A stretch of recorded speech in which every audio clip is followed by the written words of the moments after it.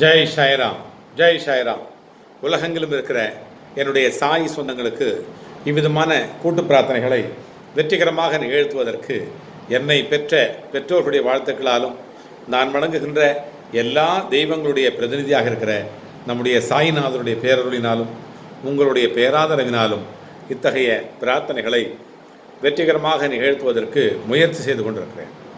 அந்த முயற்சியில் ஒரு படிக்கல்லாக இன்றைக்கு ஒரு பரிகாரங்களை சில பரிகாரங்கள் இருக்கிறது அல்லவா, அநேக பரிகாரங்கள், சின்ன சின்ன பரிகாரங்களை நான் சொல்லி வருகிறேன். இன்றைக்கு ஒரு மந்திரம், அதாவது எதிர்மறை சக்திகளை அழிக்கின்ற பரிகாரம். எத்தனையோ எதிர்மறை சக்தி நமக்கு எண்ணத்தில் இருக்குது, நம்ம வீட்டில் இருக்குது. இந்த மாதிரியெல்லாம் இருக்கும்போது இதை எப்படி தான் நம்ம போக்குறது அப்படின்னு பார்த்தோம்னா நிறைய அதுக்கு வழி இருக்குது, நிறைய வழிகள் இருக்குது. அதில் ஒரு சில விஷயங்கள் நம்ம பார்த்தோம். அதாவது எதிர்மறை சக்தினா எப்படிலாம் இருக்குன்னா, நம்ம வீட்டில் இந்த வைப்பு, மாரணம், தம்பனம், வசியம், பரகாயம், பிரவேசம், ஜாலம் இதெல்லாம் சொல்கிறோம் இல்லையா, இதில் நம்ம வெளியில் எப்படி வர்றது, திருஷ்டி இருக்குது, இந்த மாதிரிலாம் இருக்குது. ஊக்கமே இல்லாமல் இருக்கும், ஒரு பிரிஸ்காக இருக்க மாட்டோம், எந்த வேலையும் எடுத்து செய்ய மாட்டோம், குடும்பத்தில் ஒரு ஒன்றி இருக்க மாட்டோம், தனித்துவமாக இருப்போம், இங்கே தனியாக இருப்போம், ஒரு மூடாக இதுவாக இருப்போம், தூக்கமே இருக்காது, எப்பவுமே தூக்கம் இருக்காது. அந்த மாதிரி நிறைய பிள்ளைங்க பேசுகிறாங்க, தூங்கியே நம்ம பல நாள் ஆச்சுப்பா அப்படின்பாங்க. அப்புறம் பிறருடைய பொறாமையினால், அதாவது நம்ம குடும்பத்தில் இருக்கிறவங்களே, பிரதர்ஸ், சிஸ்டர்ஸு, மேரேஜ் ஆனவங்க, இவங்கெல்லாம் அந்த குடும்பத்தில் இருக்கிறவங்களே அந்த கண் திருஷ்டி இருக்கு இல்லையா. இப்போ ஒரு பிள்ளையோட இது அம்மாவே கண் திருஷ்டி படுன்னு சொல்லுவாங்க. அந்த மாதிரி கண் திருஷ்டி, தீய விளைவுகள் ஏற்படும். செய்வினை கோளாறு இருக்கும், மருந்து வச்சுருப்பாங்க, வயிற்றில் வச்சுட்டு இருக்க மருந்து, அதை எடுக்கிறது, அப்படி பகைவர்களால் தரப்படுகின்ற அந்த வசிய மருந்துன்னு சொல்கிறாங்க இல்லையா. அந்த மாதிரி வசிய மருந்து, பூத பிரேத பிசாசுகளால் ஏற்படுகின்ற தொல்லை, இந்த பிசாசுகளால் ஏற்படுகின்ற தொல்லை, சூரியனை மறைக்கின்ற ஒரு கருமேகம் போல, சூரியனை மறைக்கிற ஒரு கருமேகம் மறைக்குது இல்லையா, அந்த மாதிரி நம்ம என்னதான் நம்ம புண்ணியங்களை செஞ்சுருந்தாலும் இந்த மாதிரி சில கருமேகங்கள் அப்பப்போ மறைச்சி நம்முடைய இயல்பு வாழ்க்கையை ரொம்ப பாதிக்குது. அது முடக்கி போட்டுடுது, மனசை முடக்கி போடுது, வாழ்க்கையை முடக்கி போடுது, கணவன் மனைவியோட உறவு சரியில்லாமல் பண்ணுது. இவர் அவருங்க அந்த மேலே டவுட்டு, அந்த அம்மாவுக்கு இந்த அம்மா இவர் மேலே டவுட்டு, அப்புறம் இந்த மாதிரி இதனால் மென்டல் டென்ஷன் ஆகுது, அப்புறம் குடிக்கிறதுக்கு போகிறதுனால அப்புறம் சண்டை வர்றது, அப்புறம் பிரிவினை வர்றது, இந்த மாதிரி நிறைய அந்த வாழ்க்கையே முடக்கி போட அளவுக்கு இந்த மாதிரிலாம் இருக்குது.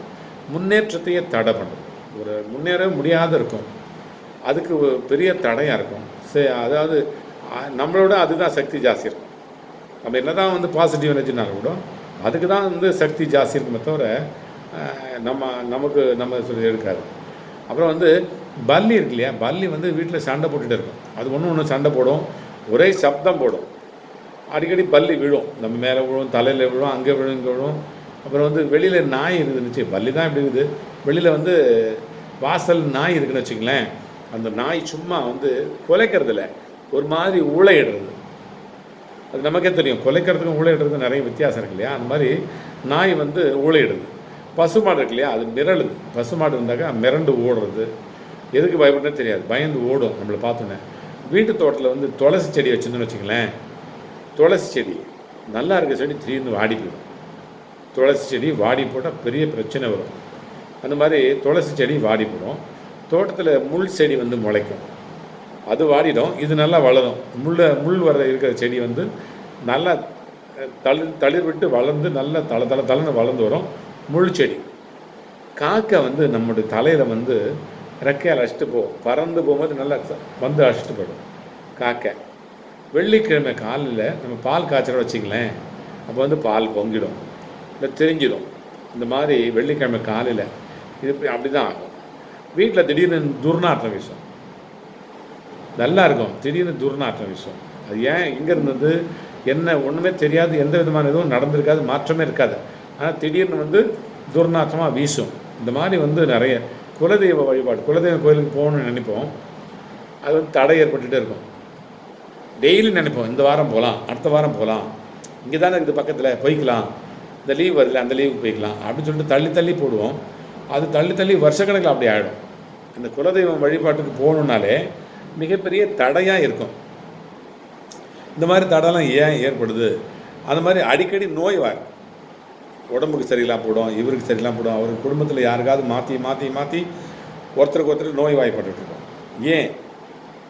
இதெல்லாம் தான் இந்த மாதிரி இருக்கிறனால தான் வந்து நோய் வாய்ப்படும். அடுத்து வந்து கணவர் வந்து கெட்ட கனவாக வரும். கெட்ட கனவு, சாதாரண கனவு இல்லை, கெட்ட கனவாக தான் வரும். அது எப்படி சொல்கிறதுன்னு தெரியாது. வந்து பேய் கனவு வரும், யாரோ இறந்து போகிற மாதிரி, அல்லது வந்து நம்மளை மிரட்டுற மாதிரி, திடீர்னு அப்படியே அலறி எழுந்திருப்பாங்க, ஆன்னு கத்துவாங்க. எது கத்துறாங்க தெரியல, யாரோ வந்து அடிக்கிற மாதிரி, மிரட்டுற மாதிரி, திருட வர்ற மாதிரி, இந்த மாதிரிலாம் நிறைய கனவுகள் வரும். கெட்ட கனவு தான், நல்ல கனவாக வராது. கனவில் வந்து இறந்து போன முன்னோர்கள்லாம் வருவாங்க. தாத்தா வருவார், பாட்டி வருவாங்க, அம்மா அப்பா வருவாங்க. இந்த மாதிரி நம்ம கண்ணுக்கு தெரிஞ்சு இறந்து போனாங்க இல்லையா, அவங்க எல்லாம் ரெகுலராக வந்துகிட்டே இருப்பாங்க. அப்புறம் கோவிலுக்கு போகிறோம், இதெல்லாம் தான் போயிடுச்சு, பரவாயில்ல, இதெல்லாம் வந்துகிட்டே இருக்குது, கோவிலுக்காவது போவோம் அப்படின்னு சொன்னோன்னு வச்சு, கோவிலுக்கு போகணும்னு வச்சுக்கலாம், அங்கே தடுக்கி விழுவோம், இடறி விழுவோம், காலில் கையில் அடிபடும். இந்த மாதிரி சின்ன சின்ன விஷயங்கள் தான், பெரிய விஷயங்கள்னா கூட சின்ன சின்ன விஷயந்தான். அப்புறம் தீய சகுனங்கள் போகும்போது வந்து சகுனம் பார்க்குறோம் இல்லையா, அந்த மாதிரி நல்ல சகுனமாக இருக்காது, எல்லாமே கெட்ட சகுனமாக இருக்கும். எதிர்மறை சக்திகளை ஒழித்து காட்டணும். என்ன பண்ணுறது? இந்த மாதிரி வந்து அடிக்கடி இருக்கு இல்லையா, இந்த எதிர்மறை சக்திகளை ஒழித்து கட்டினா மட்டும்தான் இந்த மாதிரி தீய சக்திகளிலிருந்து நம்மை விடுவித்து கொள்ள முடியும். நிறைய தீய சக்திகள் இருக்கும். இது எப்படி நம்ம வந்து இது பண்ணுறது? நிறைய பைரவருடைய மந்திரங்கள் சொன்னோம்னா இது இருக்குது. கால பைரவ மந்திரங்கள் சொன்னாலும் இருக்கும். கால சர்பதோஷம் இருக்கும் நிறைய பேருக்கு. கால சர்பதோஷம் நிறைய பிள்ளைங்களுக்கு இருக்குது. அது வந்து என்ன பண்ணலாம், இந்த மாதிரி சின்ன சின்ன பிரச்சனைகள் எல்லாம் வந்துகிட்டே இருக்கும். தொடர்ச்சியாக இந்த மாதிரி நமக்கு ஒரு பிரச்சனை இல்லை, ரெண்டு பிரச்சனை இல்லை, தொடர் பிரச்சனையாக வந்துகிட்டு இருக்கும். இது வந்து இந்த கால சர்பதோஷம் இருக்கிறவங்களுக்கு, அதே இந்த மாதிரி கண் திருஷ்டி ஜாஸ்தி இருக்கிறவங்களுக்கு, இந்த மாதிரி எதிரிகள் தொல்லை இருக்கிறவங்களுக்குலாம் இந்த மாதிரி நம்ம மேலே சொன்னோம் இல்லையா, அந்த மாதிரி பிரச்சனைகள்லாம் வந்துகிட்டே இருக்கும். இதுலேருந்து நம்ம எப்படி வெளியில் வர்றது அப்படின்னு பார்த்தோம்னா, கண்டிப்பாக வெளியில் வரலாம், 100% வெளியில் வரலாம். அதுக்கு வந்து ஒரு மந்திரம் சொல்கிறேன். அந்த மந்திரம் வந்து நான் இப்போ காமிக்கிறேன், நீங்கள் அதை பாருங்கள், அப்படியே நோட் பண்ணிக்கங்க. இதுலேருந்து கண்டிப்பாக வெளியில் வரலாம். இந்த பாருங்க, ஓம் காலாய வித்மஹே, ஓம் காலாய வித்மஹே, கால தீர்த்தாய தீமஹி, தன்னோ கால பைரவ பிரசோதயாத். ஓம் காலாய வித்மஹே, கால தீர்த்தாய தீமஹி, தன்னோ கால பைரவ பிரசோதயாத். மறுபடியும் சொல்கிறேன், ஓம் காலாய வித்மஹே, கால தீர்த்தாய தீமஹி, தன்னோ கால பைரவ பிரசோதயாத். இந்த மந்திரத்தை சொல்லிகிட்டே இருங்க. நீங்கள் எங்கெல்லாம் போகிறீங்களோ அங்கெல்லாம் சொல்லிகிட்டே இருங்க. முக்கியமாக வந்து இதை மனப்பாடம் பண்ணிக்கிட்டீங்கன்னாக்கா அதுக்கு பிறகு உங்களுக்கு இந்த பிரச்சனையே இருக்காது. மனப்பாடம் பண்ணிவிட்டு இதை வந்து சொல்லிகிட்டே இருங்க. போகிறது, வர்றது, நடக்கிறது, எழுதுறது, பார்க்குறது, என்னத்தையாவது வந்து ட்ராவல் பண்ணுறது, இந்த மாதிரி நேரங்களில் இந்த கால பைரவருடைய இந்த மந்திரத்தை சொல்லி உச்சாரணம் பண்ணிகிட்டே இருங்க.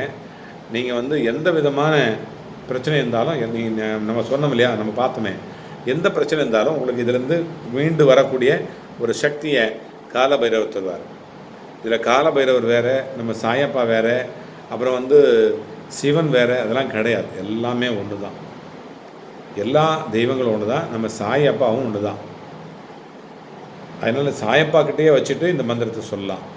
சாயப்பாவோட பாதத்தில் வச்சுக்கிட்டே இந்த மந்திரத்தை சொன்னோம்னா இன்னும் சீக்கிரமாக குருவனுடைய அருளும் நமக்கு சீக்கிரமாக கிடைக்கும். அதனால் இது சொல்லுவோம், நம்முடைய இந்த பிரச்சனையிலேருந்து நம்ம வெளியில் வருவோம். சரியா? அடுத்தடுத்து நிறைய பிள்ளைங்க இதை கேட்குறாங்க. இதுதான் மந்திரம். இதை வந்து சொல்லிக்கிட்டே இருங்க, தொடர்ச்சியாக சொல்லிகிட்டே இருங்க. சம்டைம் இதெல்லாம் இல்லாத பிரச்சனையே இல்லைப்பா எனக்கு, அவங்க கூட இதை வந்து இந்த மந்திரத்தை சொல்லலாம். பிரச்சனை வராமல் இருக்கிறதுக்காக இந்த மந்திரத்தை நம்ம சொல்லலாம், கண்டிப்பாக சொல்லலாம். இந்த சின்ன சின்ன மந்திரம் தான் சொல்லுவோம். சின்னதாக இருந்தாலும் சிம்பிளி சூப்பர்புன்னு சொல்லுவாங்க இல்லையா, சிம்பிளி சூப்பர். அதனால் ரொம்ப சிம்பிளாக இருந்தாலும் ரொம்ப சக்தி வாய்ந்த மந்திரத்தை உங்களுக்கு சொல்லியிருக்கேன். இதை சொல்லுங்கள், இதிலேருந்து மீண்டு வரலாம். சாயப்பாவுடைய பாதத்தில் வச்சு சொல்லுங்கள், சாயப்பாவுக்கு பிரசாதம் வச்சுட்டு சொல்லுங்கள், 100% நீங்கள் வெளியில் வரீங்க. சரியா? ஓம் சாயி நமோ நமக, ஸ்ரீ சாயி நமோ நமக, ஜெய் ஜெய் சாயி நமோ நமக, சர்க்குரு சாயி நமோ நமக, ஜெய் சாய்ராம்.